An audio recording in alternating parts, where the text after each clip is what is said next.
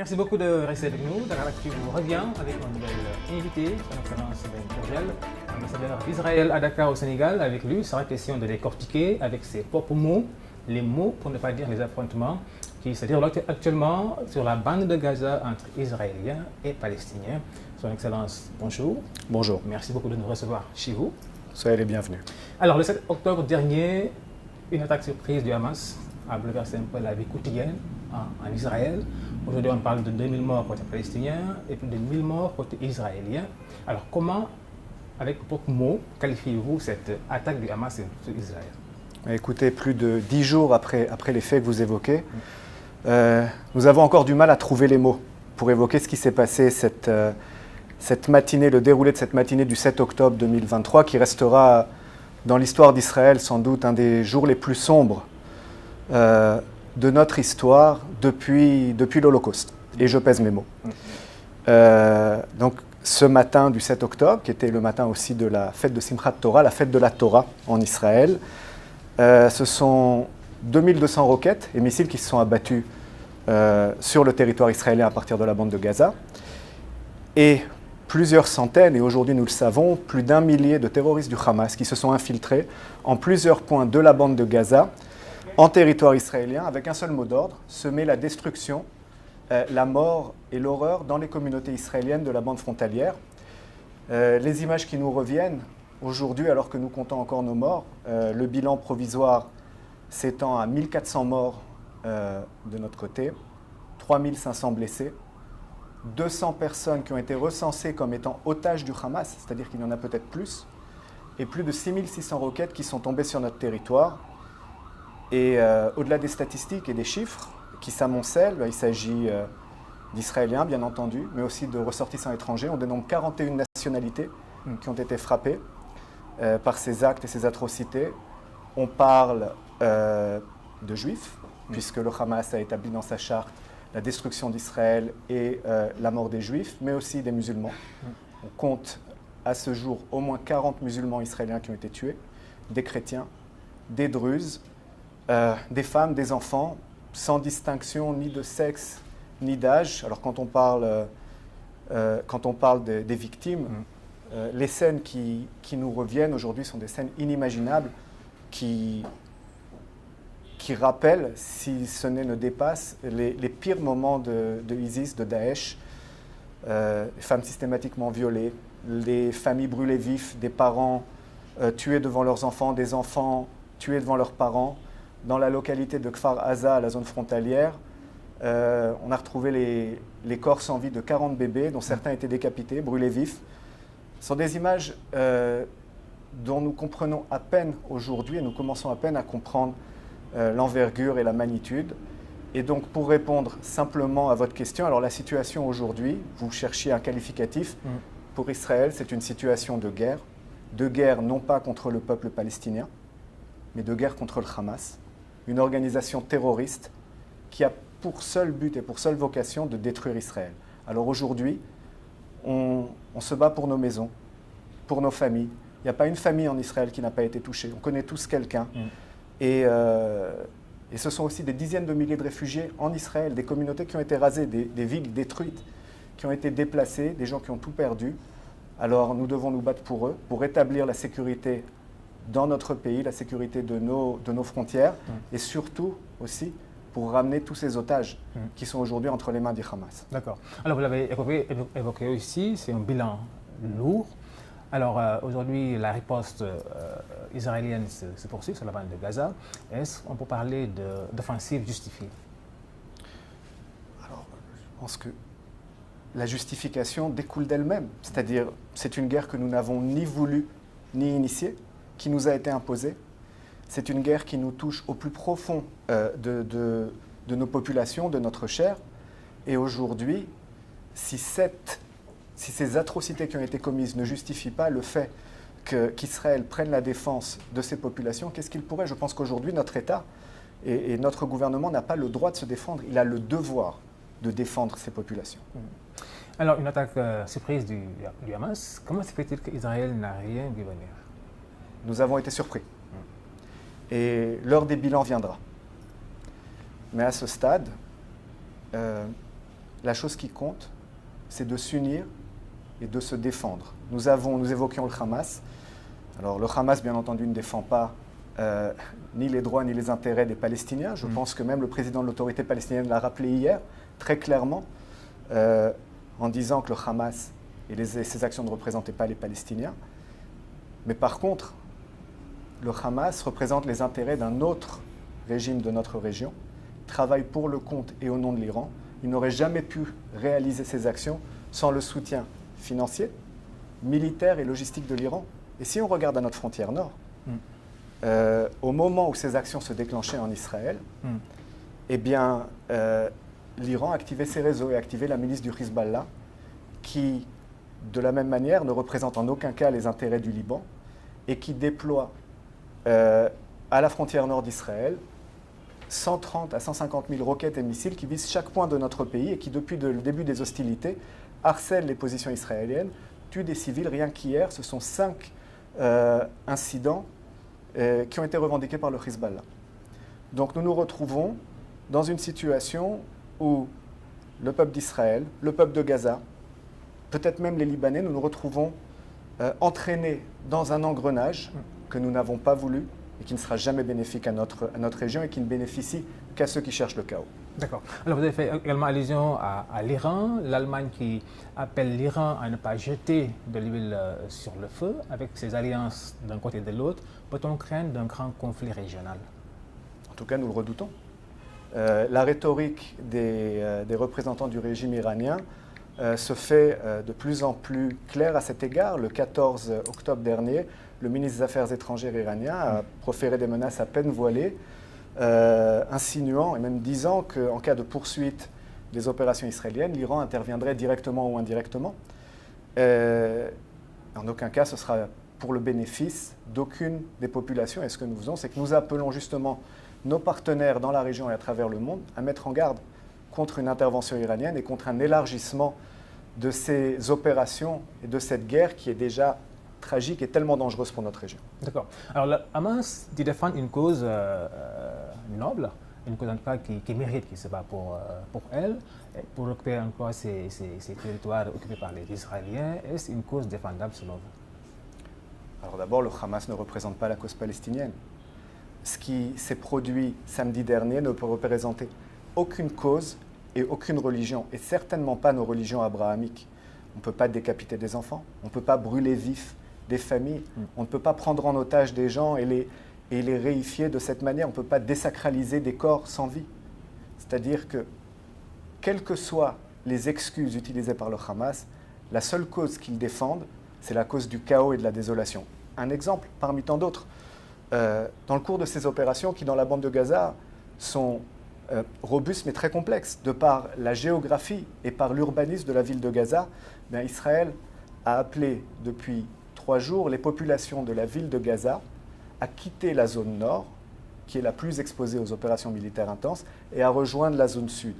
Des convois et des couloirs humanitaires ont été établis. Le Hamas a placé des barrages pour empêcher les populations de pouvoir passer. On parle de la situation humanitaire dans la bande de Gaza. Aujourd'hui, ce n'est pas Israël, c'est l'ONU qui a annoncé que le Hamas avait détourné 24 000 litres de carburant qui étaient normalement destinés à des installations civiles. Vous savez ce qu'on peut faire avec 24 000 litres de carburant?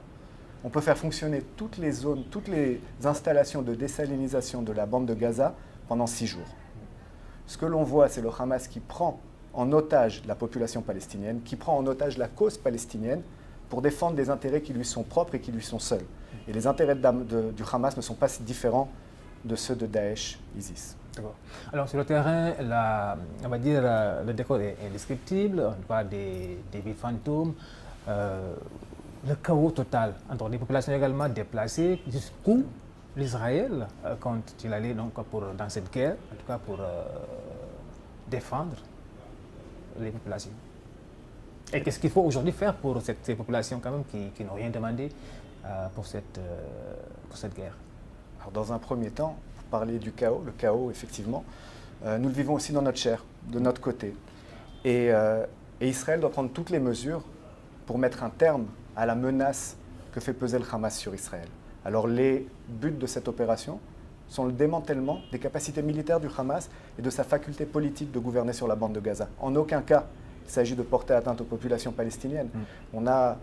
Les témoignages viennent à profusion, notamment des enregistrements de conversations de Gazaouites qui évoquent et qui se plaignent du fait que le Hamas confisque les clés de voiture, confisque leurs documents, les empêche de passer, de pouvoir se protéger et de se mettre à l'abri. C'est-à-dire que cette frustration de la bande de Gaza, cette situation, elle n'arrive pas dans un environnement vide. En 2005, Israël a quitté de manière unilatérale la bande de Gaza pour donner une chance à ses possibilités de coexistence. En 2006, le Hamas a gagné les élections. En 2007, il a pris le contrôle de toutes les institutions de la bande de Gaza. Depuis, ce que nous voyons, c'est une politique qui vise à faire usage systématiquement des populations palestiniennes comme bouclier humain, à détourner de manière systématique l'aide humanitaire, l'aide au développement qui est apportée par la communauté internationale. Vous voyez encore récemment des films qui étaient évoqués de canalisation qui étaient utilisées comme rampe de lancement. Le béton qui est utilisé au lieu de servir à la construction, à la reconstruction, pour construire des tunnels offensifs. C'est-à-dire que pour avoir une chance pour notre région, ce qui se joue aujourd'hui, c'est quelque chose qui va bien au-delà d'Israël, qui va bien au-delà aussi de la cause palestinienne. Les Israéliens et les Palestiniens ont vocation à vivre ensemble, à terme. Justement. C'est une évidence. Et c'est notre position constante. Par contre, que la bande de Gaza soit prise en otage et serve de rampe de lancement à des attaques contre des populations civiles, et lorsqu'on le voit, vous évoquez la surprise. Alors oui, tous nos efforts viennent à protéger cette frontière sud depuis le départ de la bande de Gaza. Et ce que nous voyons, c'est qu'il suffit d'une faille dans notre système pour des hordes animées d'une folie génocidaire se précipitent sur nos populations et les massacrent. Alors aujourd'hui, avant tout, nous devons redonner confiance à ces populations et nous devons les protéger. Alors, ce conflit a beaucoup duré, pour ne pas dire longuement duré. Hier, dans un reportage des populations israéliennes, réclamait qu'une solution définitive soit trouvée. En tout cas, ces populations qui ont été surprises également dans des camps de kibbutz et qui ont été tués, certains leurs maris, d'autres, en tout cas, des otages avec des enfants et des femmes. Alors, qu'est-ce qu'il faudra faire aujourd'hui pour que, quand même, ce vivre ensemble que vous évoquiez soit une réalité entre Israéliens et Palestiniens? D'abord, il faut appeler un chat. Et peut-être la chose la plus fondamentale et la plus évidente pour désarmer le Hamas et pour empêcher, pour nettoyer et neutraliser cette menace, c'est que le monde entier s'unisse sur le même appel moral en disant on peut avoir ses sensibilités, on peut être pro-israélien, on peut être pro-palestinien. Je pense que pour être pour la paix, il faut être pour les deux. Mais avant tout, rien ne peut justifier les actions qui ont été menées. Et il faut que le monde parte d'une seule voix pour dire, quelles que soient vos raisons, quelles que soient vos motivations, même si elles étaient justifiées, ce qui n'est pas le cas, rien ne justifie des actes de barbarie de cette nature. Quand le monde parlera d'une seule voix, à cet égard, tous les peuples de la région pourront s'aligner. Et si vous regardez la dynamique de ces 3 dernières années, il s'agit d'une dynamique de rapprochement. On a vu Israël et ses voisins du monde arabe et du monde musulman ont signé des accords de paix. On voit de plus en plus d'appels à la normalisation.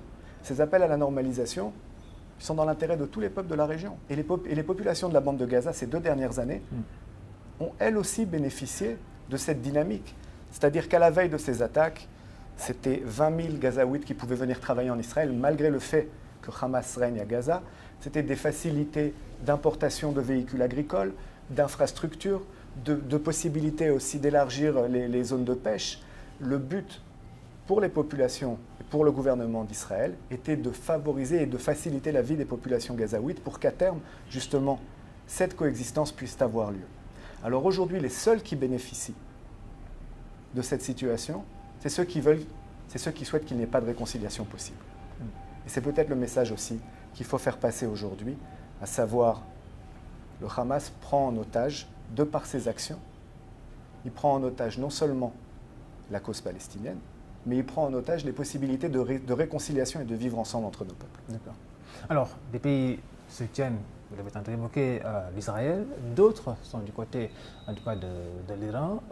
Comment, on va dire, appréciez-vous cette nouvelle, en tout cas, cartographie de ces pays, de ces alliances d'un côté et de l'autre?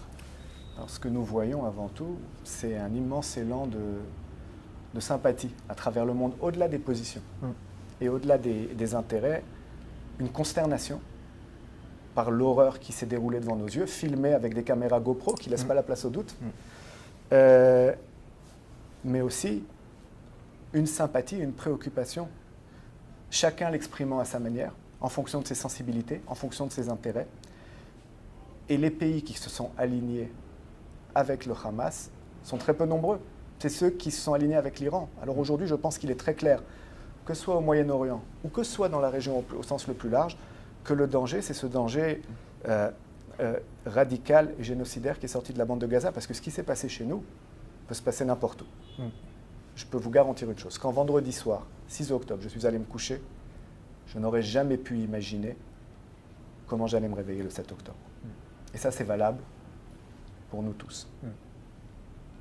Donc aujourd'hui, ce que je vois, c'est qu'au-delà des positions des uns et des autres, c'est une véritable préoccupation de ce qui pourrait être l'aboutissement des événements qui ont commencé le 7 octobre. Et c'est pour cette raison que nous avons besoin de nous tenir unis face à cette menace. D'accord. Peut-on un jour s'attendre, en tout cas, à une fin de ce conflit et que Israéliens et Palestiniens puissent quand même marcher ensemble? Au jour d'aujourd'hui, j'aimerais vous dire que nous n'avons pas fini d'enterrer nos morts, nous n'avons même pas fini de les identifier. Il y a encore 327 dépouilles qui attendent de pouvoir être identifiées par leurs familles. Y compris des enfants? Des femmes, des enfants, des vieillards. Nous avons 200 otages, dont certains dans des conditions humanitaires dramatiques, et on le sait, puisqu'on a la possibilité de le savoir, qui sont retenus comme boucliers humains et comme otages. On ne peut même pas imaginer soumis à quel traitement et à quelle torture. Dans un premier temps, pour pouvoir donner une chance à cette réconciliation, il faut que nous, État d'Israël, puissions redonner confiance à nos populations, au fait qu'on peut vivre ensemble. Pour ce qui est du futur, vous évoquez le futur, je paraphraserai Shimon Peres qui disait « Israéliens et Palestiniens savent de quoi le futur sera fait. Aujourd'hui, ceux qui s'y opposent s'opposent pour le passé. Les combats contre la coexistence pacifique, c'est les combats du passé. Nous savons que nous avons vocation à vivre ensemble. Mais avant ça, il faut éradiquer ce mal qui nous a frappé tellement fort en notre chair. » Encore faisant. Éradiquer le mal encore faisant. Parce qu'aujourd'hui, l'Israël continue ses bombardements sur la bande de Gaza. Est-ce que vous allez riposter en tout cas à la hauteur de la France, sinon même plus, pour entrer dans la logique de Benjamin qui disait que la Hamas va vivre des jours en tout cas difficiles et que vous allez changer le Moyen-Orient? Mais alors, on ne peut pas parler de symétrie à cet égard. C'est-à-dire le mal qui nous a frappé, la folie génocidaire qui nous a frappé, il ne s'agit pas d'une riposte ou d'une revanche ou d'aucun terme de cette nature. Il s'agit de porter atteinte aux capacités militaires du Hamas. Aujourd'hui, malgré la douleur, malgré la colère qui nous anime tous, les frappes exercées par les forces israéliennes se concentrent sur les capacités militaires du Hamas. C'est-à-dire que quand ces capacités militaires seront réduites, nous n'aurons aucune raison de continuer. Maintenant, il faut supprimer cette menace. On ne peut pas imaginer ce qui s'est passé ce samedi. Est-ce que cette attaque vous a déstabilisé? Peut-on parler même de faille, en tout cas militairement parlant? Parce que vous n'avez rien vu venir. Nous avons été surpris, je vous l'ai déjà dit. Oui. Et l'heure des bilans viendra. Maintenant, ce que je peux vous dire, c'est que le Hamas a en face de lui une nation unie et déterminée à se défendre pour défendre sa famille, pour défendre ses maisons, pour défendre ses enfants, pour défendre ses personnes âgées et pour pouvoir à terme vivre en paix avec ses voisins. Alors aujourd'hui, comment est-ce que votre ambassade vit-elle cette situation loin du Sénégal, là-bas en Israël? Nous vivons Est-ce que le moral est chez les travailleurs? Vous êtes sur le qui-vive? Nous sommes tous personnellement touchés d'une manière ou d'une autre, mais nous avons une mission, c'est d'expliquer au monde, nous les missions diplomatiques, l'ampleur de l'horreur qui s'est déroulée ce 7 octobre et notre droit à défendre nos populations. Donc le temps de la tristesse viendra, le temps du deuil viendra. Aujourd'hui, nous devons rester concentrés et l'équipe de l'ambassade s'affaire au quotidien, 24 heures sur 24, 7 jours sur 7, pour pouvoir remplir ses missions. D'accord. Son Excellence, on va vous remercier. Merci. C'est juste vous laisser le soin de dire vos derniers mots. à l'endroit de la population israélienne, mais également de ceux qui vous regardent. Comment les rassurer pour cette guerre qui sévit actuellement sur la bande de Gaza? Nous connaîtrons des jours meilleurs. Des jours meilleurs viendront et notre région pourra vivre dans un environnement apaisé. D'accord. Merci beaucoup. Merci. Voilà, donc c'est la fin de cette émission. Je rappelle que nous recevions Ben Bourgel, son Excellence, ambassadeur d'Israël à Dakar, au Sénégal. Avec lui, on a fait le tour pour parler un peu de cette guerre qui sévit actuellement sur la bande de Gaza entre Israéliens et Palestiniens. On vous donne rendez-vous prochainement avec un autre invité, toujours sur Dakar Actu. À très bientôt.